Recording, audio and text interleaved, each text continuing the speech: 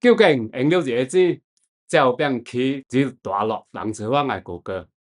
經寫睇到一個外地嘅拍子，伊打定車定影打，人採訪國歌用了900萬零元，相當於現在用200億元來起升啊！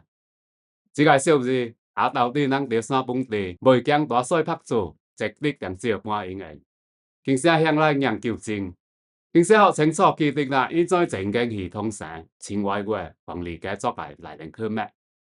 你話佢唔捌出現過，只係正確嘅數字嚟。會唔會是我迄個時陣漏掉嘅呢？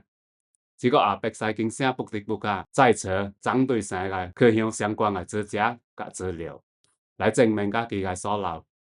最後嘅是，我是冇辦找到任何關於900萬零元嘅往事嘅記載。不過，有辦得出嘅結論就是，這個數字是到有了互聯網之後才有嘅。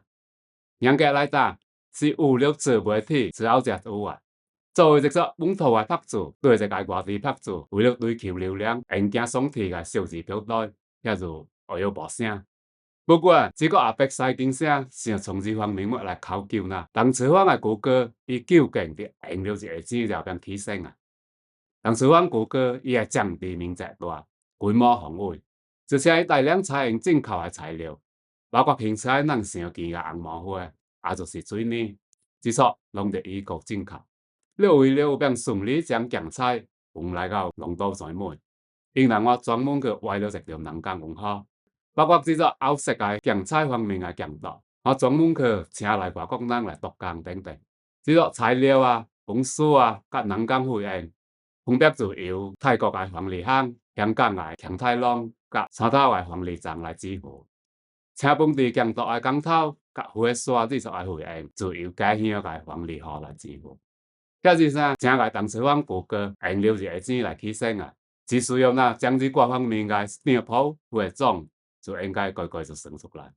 不過惡就惡咯，龍島水門嘅黃梨河嘅店鋪，當早到新中國成立之後，當採訪國歌被充公之後，店鋪可能是要那白白。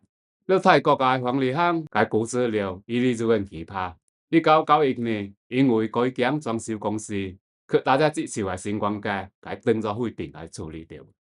香港強太郎甲黃來汕頭嘅黃梨鎮，伊有無店鋪保存，這個到這種就無辦考究。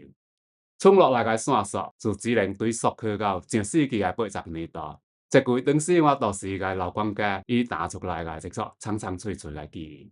比如伊啦，一個火工頭，伊帶西伯甲工囝10幾人，做了1年，單純工資3,000個零元。你本五虎節島就用了7,000個零元。你請當時著名嘅執法名家花四季來對寫門標，這個字就1,000零元。這首歌花是極寶對半個極寶嘅水準。不過只要足見可睇得出，當採訪國歌也造假，好自有熱情。這首只對半高改花無包括採訪也起初可盲摸命，只顧10個下半暗藏嘅巨大嘅成本。馬上經下來撥，記得另外談。